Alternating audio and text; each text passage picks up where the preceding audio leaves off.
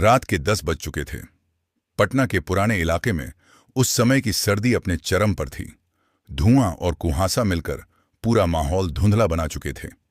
चौक के पास स्थित वह पुरानी हवेली, जिसे लोग अब भूतिया कोठी कहकर जानते थे, उसी मंद धुंध में अपनी रहस्यमयी छवि से किसी रहस्य फिल्म का दृश्य लग रही थी। वहीं से कुछ दूर एक पुरानी पुलिस जीप रुकी। हेडलाइट की रोशनी के साथ साथ कोहरे में से इंस्पेक्टर अतुल सिंहान उतरे। ठंडी हवा में सांस लेते हुए उन्होंने अपनी शॉल कस ली और अंदर झांका। उनके साथ कांस्टेबल महेंद्र पोयो भी था। सर, यही कोठी है जहां से फोन आया था, महेंद्र ने हल्की आवाज में कहा। अतुल ने सिर हिलाया। फोन करने वाले ने सिर्फ इतना कहा कि यहां किसी की हत्या हुई है, और फिर लाइन कट। वे दोनों धीरे धीरे कोठी के गेट की ओर बढ़े। गेट आधा खुला था, जैसे किसी ने जल्दी में छोड़ दिया हो। अंदर हल्की पीली लाइट जल रही थी। जमीन पर पुराने कारपेट के बीच कई जगह धूल के निशान साफ झलक रहे थे। घर के मुख्य हॉल में पहुंचते ही अतुल की नजर उस पुराने लाल सोफे पर पड़ी। उस पर खून के निशान फैले हुए थे। शरीर कहाँ है? अतुल ने चारों ओर देखा। तभी ऊपर से किसी के कदमों की आहट आई। दोनों ने एक दूसरे की ओर देखा और पिस्तौल संभालकर सीढ़ियां चढ़ने लगे।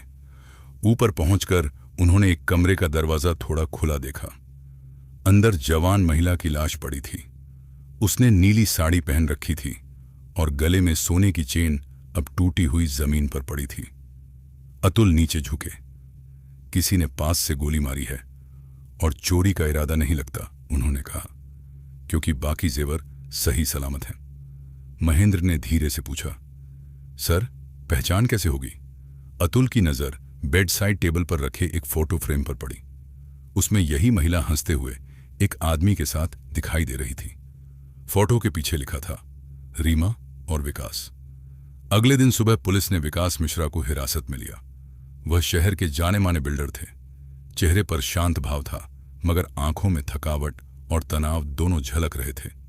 इंस्पेक्टर अतुल ने उसे सीधा पूछा, कल रात आपकी पत्नी की हत्या हुई, आप कहां थे?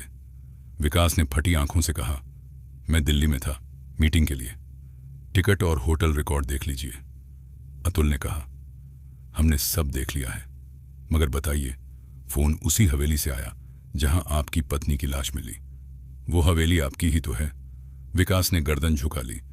जी, वह मेरे दादा की हवेली थी। वहां रीमा अक्सर जाती थी। उसे पुराना फर्नीचर बहुत पसंद था। और आप दोनों के बीच रिश्ते कैसे थे? अतुल की आवाज सख्त थी। विकास ने गहरी सांस ली। हमारा रिश्ता ठीक नहीं था। पिछले 6 महीने से हम अलग रह रहे थे। ये बात सुनकर अतुल के मन में शक गहराने लगा। जांच आगे बढ़ी तो कई परतें खुलने लगीं। पुलिस ने हवेली से एक मोबाइल फोन बरामद किया, बिना सिम का, मगर उसमें मिटाए गए चैट रिकवरी से कुछ संदेश मिले। कल वही जगह 9 बजे सब खत्म कर देंगे। ये संदेश नारकेब नाम से सेव किए नंबर से थे। अतुल ने तुरंत तकनीकी टीम से उस नंबर की जांच कराई। रिपोर्ट आई, राकेश कुमार, उम्र 26, वही इलाके का पुराना ड्राइवर, विकास मिश्रा का पूर्व कर्मचारी। अगले ही दिन राकेश को पकड़ लिया गया। उसने पहले तो कुछ नहीं कहा, लेकिन जब सबूत सामने रखे गए तो चुप्पी टूट गई। सर, रीमा मैडम और मैं पुराने जानकार थे, वो बोला। वो मुझसे मिलती थी, बस बातें करने। उनकी जिंदगी में बहुत अकेलापन था। और हत्या? अतुल ने पूछा। राकेश ने सिर झुका लिया। मेरा ऐसा इरादा नहीं था। उस रात हम कोठी में मिले। वो रो रही थी, कह रही थीं कि विकास साहब उन्हें छोड़ चुके हैं। हम दोनों में बहस हो गई। गुस्से में मैंने पास पड़े रिवॉल्वर से गोली चला दी और भाग गया। रिवॉल्वर कहां से आया? अतुल ने पूछा। रीमा मैडम के पर्स से, उसने कांपती आवाज में कहा। वो कह रही थीं कि विकास उन्हें जान से मार सकता है, इसलिए खुद की सुरक्षा के लिए रखी थी। कमरे में सन्नाटा छा गया, लेकिन अतुल के मन में अब भी कुछ गड़बड़ थी। राकेश सच बोल रहा था, लेकिन पूरा सच नहीं। मामला बंद करने से पहले अतुल ने फोन रिकॉर्ड फिर से खंगाले। उन्हें एक आवाज रिकॉर्डिंग मिली जो फोन कॉल का हिस्सा थी। रिकॉर्डिंग में किसी महिला की आवाज थी। अगर तुमने सच्चाई बताई तो मेरा सब कुछ खत्म हो जाएगा। वह आवाज रीमांस की नहीं थी। वॉइस एनालिसिस रिपोर्ट ने पुष्टि की वह विकास की नई बिजनेस पार्टनर निधि मल्होत्रा की थी। अब कहानी पलट गई थी। अतुल ने निधि को बुलाया। पहले तो वह इनकार करती रही, लेकिन अतुल ने सबूतों की फाइल खोल दी। Emails, bank transaction, call record. सच्चाई यह थी कि निधि और विकास के बीच सिर्फ व्यापार नहीं, रिश्ता भी था। लेकिन जब रीमा ने दोनों की नजदीकियों का राज पकड़ लिया तो उसने सार्वजनिक धमकी दी कि वह सब कुछ उजागर कर देगी। विकास को डर था कि इस सब के चलते उनका नाम, दौलत और छवि सब कुछ बर्बाद हो जाएगा।